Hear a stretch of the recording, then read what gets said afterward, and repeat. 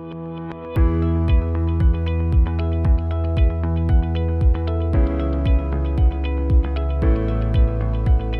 clore cette première partie de présentation donc, du bilan social et du bilan formation consolidé de la branche, est-ce que vous avez d'ores et déjà quelques questions à nous poser? Oui, Philippe. Ah, est-ce que...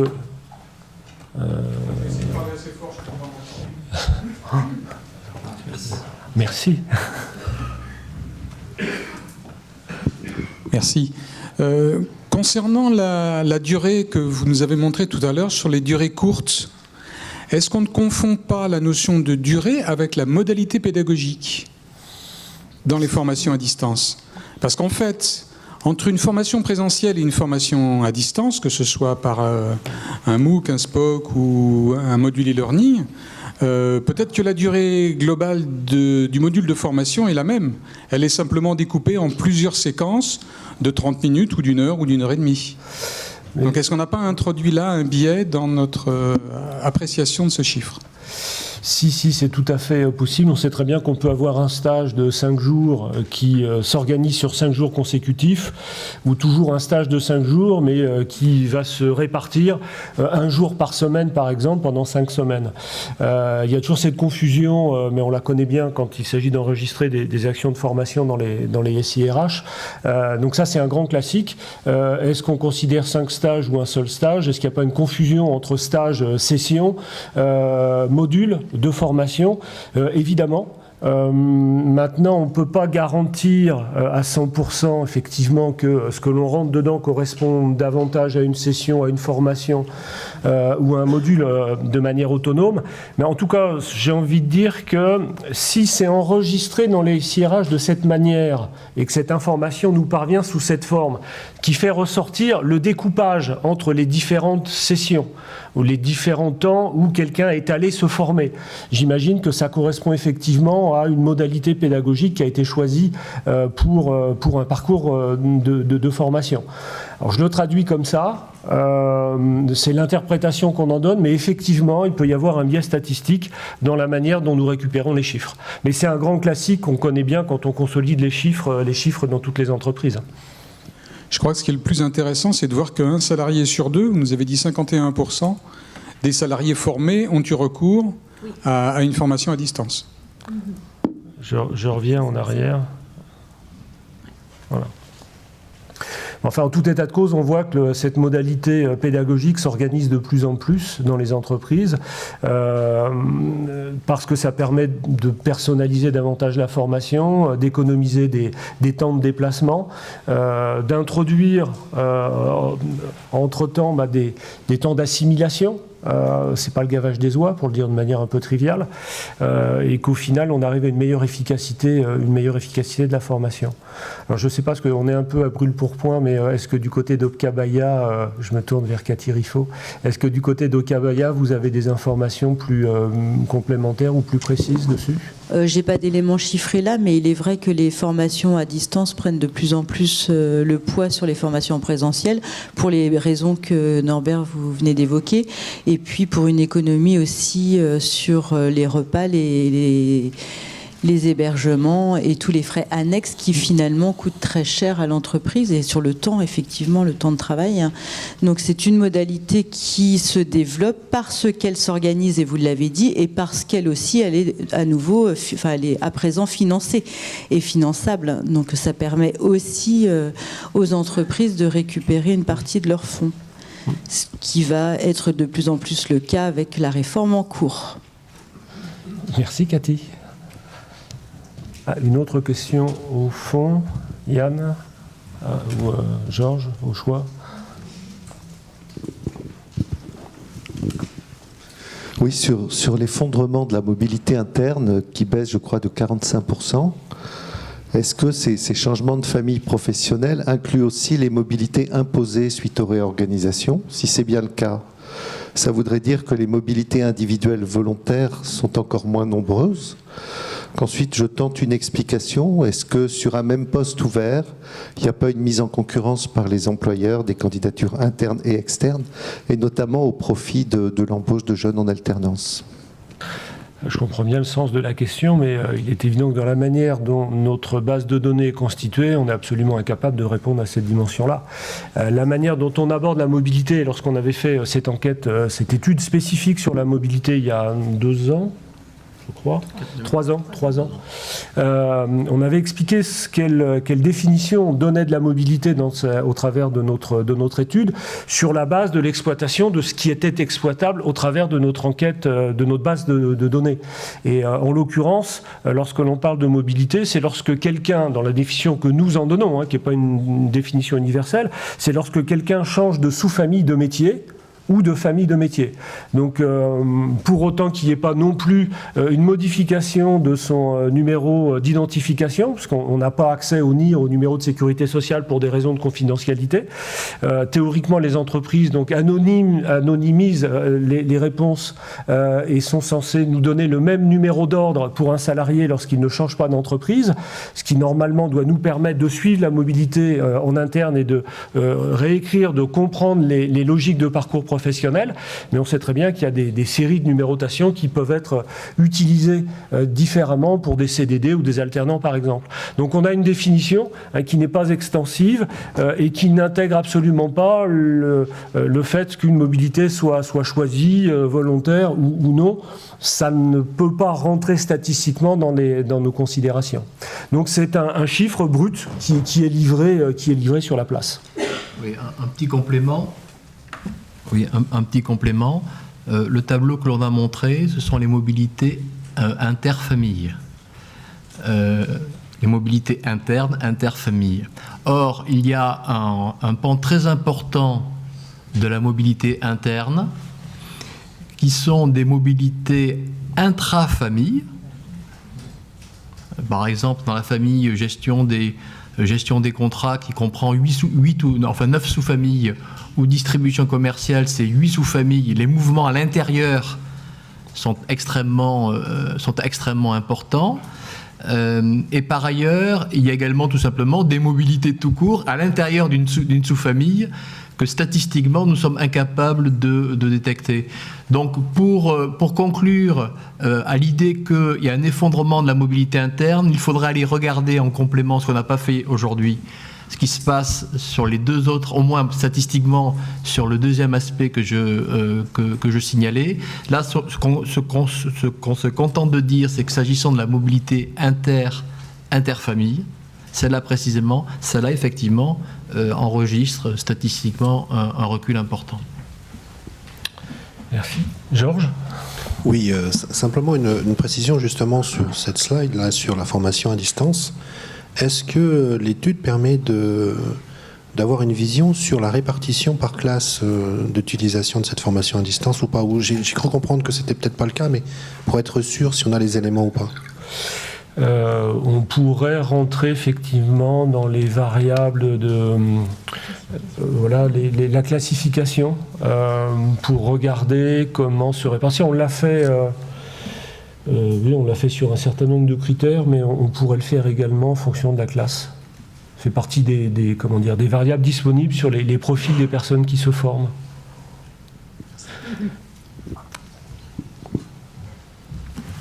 Une autre question. 2 autres.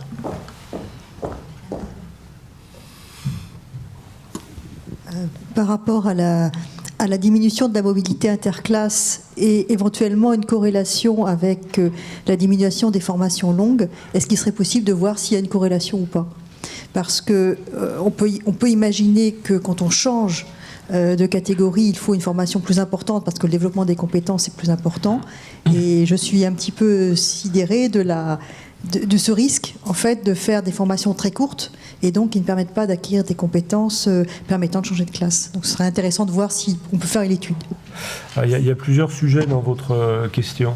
D'abord, pour faire ce travail-là, on mélange 2 enquêtes. Une qui est une prise d'une photographie au 31 décembre de chaque année, c'est le ROMA. Et puis un autre qui est un film, qui est le film de la formation entre le 1er janvier et le 31 décembre. Donc déjà, à mélanger les deux, on est dans des approches statistiques qui sont pas nécessairement contradictoires, mais un peu délicate à appréhender. Ce qui en découle derrière, c'est que lorsqu'on veut noter une évolution d'une personne en termes de mobilité, d'évolution de promotion, d'évolution dans la classification ou autre, on n'a pas d'autre recours que de confronter la photographie prise en N-1 avec la photographie prise en N. Donc déjà, il y a un peu de perte en ligne pour les raisons que j'expliquais tout à l'heure, et ensuite, et de toute manière, on ne pourra pas déterminer si la formation a précédé une mobilité ou si elle a suivi une mobilité.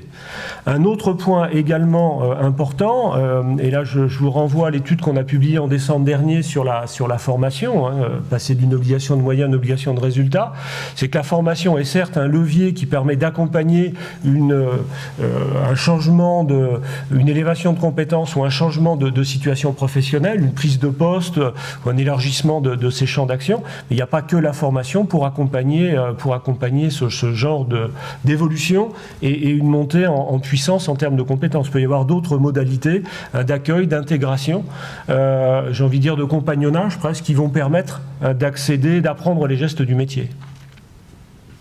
Un petit complément, dans votre question, vous avez parlé d'un effondrement du taux de vous avez parlé de mobilité entre classes, parce que là changement de classe. Oui, tout à l'heure, parce que le seul moment de la présentation où on a parlé de changement de classe, c'est lorsqu'on a abordé l'égalité homme-femme en matière de promotion.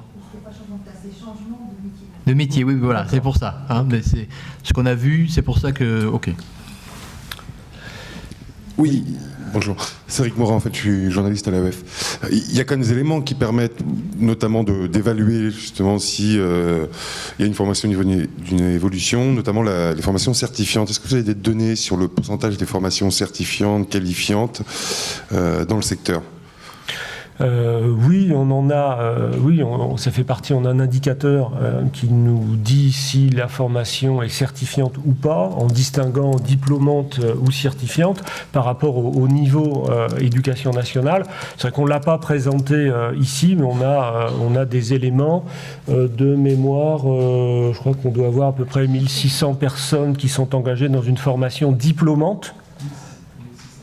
Oui, voilà, cet ordre de grandeur-là. Je n'ai pas le chiffre précis en tête, mais on est... je pense qu'on est bien dans les 1600, il me semble. Ouais, donc 1600 personnes donc, qui ont suivi en 2017 une formation dont la finalité est d'obtenir un diplôme, donc bien évidemment enregistré RNCP, sur un niveau, principalement on a une concentration sur les niveaux 2 et 1, c'est-à-dire sur les niveaux Bac plus 3 et Bac plus 5, puisque le standard de recrutement, Michel l'a présenté tout à l'heure, c'est à 80% le niveau Bac plus 2 minimum. Et donc lorsque les personnes s'engagent dans une formation certifiante et ou diplômante, c'est dans la finalité soit d'avoir une formation plus ancrée avec le monde professionnel de l'assurance, ou alors de grimper d'un niveau dans les reconnaissances des niveaux de formation. Je vous remercie. J'avais peut-être juste une autre question. Pardonnez-moi, je vous ai coupé peut-être. Vous n'avez pas de données du tout sur la mise en œuvre de l'entretien professionnel qui était rendu obligatoire tous les 2 ans par la loi de 2015. Sur cet indicateur-là, non. On a d'autres informations sur des formations certifiantes. Je pense notamment au CQP CRCA, CQP chargé de relations clientèle assurance. Donc, parce que les chiffres sont tenus au secrétariat de la CPNE ici même. Et puis il y a d'autres certificats effectivement, puisque la majorité de formations sont inscrites sur les différentes listes du RNCP. Donc voilà, on a ces informations-là dans la base de données, en effet. Monsieur Langlumet.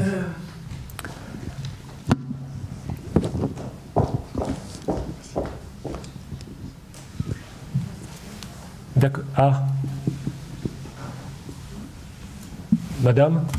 Moi, je voulais savoir pour le certificat digital assurance, justement, oui. Si vous aviez des données, savoir où on en était au niveau du taux de réussite ou de participation. S'il y avait aussi des progressions à venir, c'est-à-dire à niveau 2 ou autre. Et s'il y avait des formations complémentaires qui étaient proposées également pour accompagner les salariés de l'assurance. Alors, premier point, donc là on est sur l'année 2017. Nous sommes en octobre 2018. Et donc, le CDA, le certificat digital assurance, a été mis en place au 1er janvier 2017, si j'ai bonne mémoire. Et donc, il est monté crescendo. Donc déjà, à fin 2017, on avait un nombre honorable de personnes qui l'avaient passé et obtenu. Et puis, tout au long de l'année 2018, le dispositif est monté en puissance. Et aujourd'hui, on a beaucoup de monde qui ont été certifiés.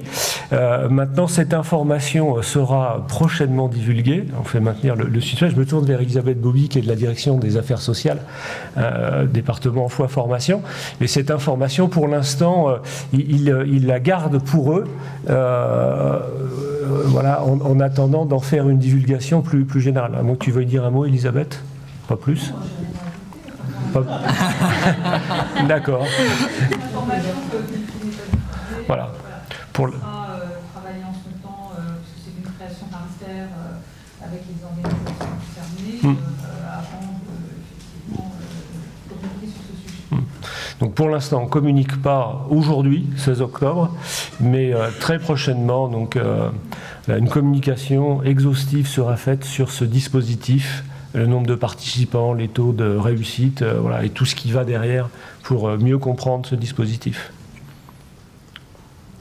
Monsieur Longuet. Oui, de la même façon que vous avez fait une étude sur le télétravail, il serait peut-être intéressant que vous cherchiez à savoir si les entreprises connaissent les jours de CPF de leurs collaborateurs et à combien ce total de jours de CPF par salarié représente-t-il et par tranche de salariés ? Sans doute, mais j'ai envie de dire que c'est hors sujet pour l'Observatoire. Ça concerne en premier lieu les entreprises, les managers des collaborateurs. Au niveau de l'Observatoire qui consolide les chiffres de branche, donc sur le périmètre, je le rappelle, Fédération française de l'assurance, donc les sociétés d'assurance relevant du Code des assurances, c'est un territoire sur lequel l'Observatoire n'a pas d'éléments particuliers, ni même de mandat particulier sur ce sujet-là. Mais je comprends l'intérêt que ça puisse représenter lorsqu'on est un organisme de formation. D'autres questions ? Oui ? Simplement concernant le télétravail, l'étude que vous avez faite, donc ventile entre hommes, femmes, cadres, non-cadres, mais est-ce que vous avez été un peu plus loin et essayé d'observer le télétravail dans les différentes familles de métiers ? Parce que je pense qu'il doit y avoir effectivement dans ces différentes familles une variation importante. On est passé peut-être trop rapidement, mais sur un des transparents, on va le retrouver. Vous avez le hit parade, effectivement, de la pénétration du taux de télétravail suivant les familles de métiers. Est-ce que vous avez, alors là, par contre, il faut interroger les entreprises, essayer de voir la corrélation entre la mise en place des projets de gestion électronique des documents avec la mise en place du télétravail, puisque je pense que les deux vont de pair. Alors, on a, je dirais, pour nous, toutes ces données, c'est un point de départ. Hein. Voilà, c'est les chiffres, il y a des étonnements, il y a des questions qui viennent derrière. Donc, on a envie de pousser ça sur un registre un peu plus qualitatif. Sur les quelques échanges qu'on a eus à partir de ces données avec des responsables, leur premier, je dirais, rapport d'étonnement, je mets des guillemets à étonnement, c'est que le type de télétravail qui ressort, c'est un télétravail, je dirais, le mot est un peu fort, mais un peu de bien-être au travail pour les cadres. Voilà. Ce n'est pas le télétravail entendu comme une modalité et une organisation structurelle du travail. On n'a pas... un des témoignages, c'est qu'effectivement, si on regarde quand même les grands métiers opérationnels qui sont la famille gestion des contrats, on trouve assez peu, enfin, je veux dire, on n'a pas les chiffres sont bas, hein, on n'a pas le sentiment qu'il y ait des entreprises qui aient organisé la télésouscription, la téléindemnisation depuis le domicile de leurs collaborateurs. C'est variable selon les entreprises. Voilà, avec des variantes. Hein, mais enfin, fondamentalement, ce que l'on voit, c'est un télétravail, entre guillemets, de confort. Et lorsqu'on voit les 3 ou 4 premières familles de métiers concernés, on a presque envie de dire que c'est un télétravail un peu d'initié. Je ne dis pas de délit d'initié, mais d'initié. C'est-à-dire que ce sont quand même l'informatique, la RH et l'orga, c'est-à-dire grosso modo des familles de métiers dans les cadres. Sont ici cet après-midi. Voilà. En télétravail.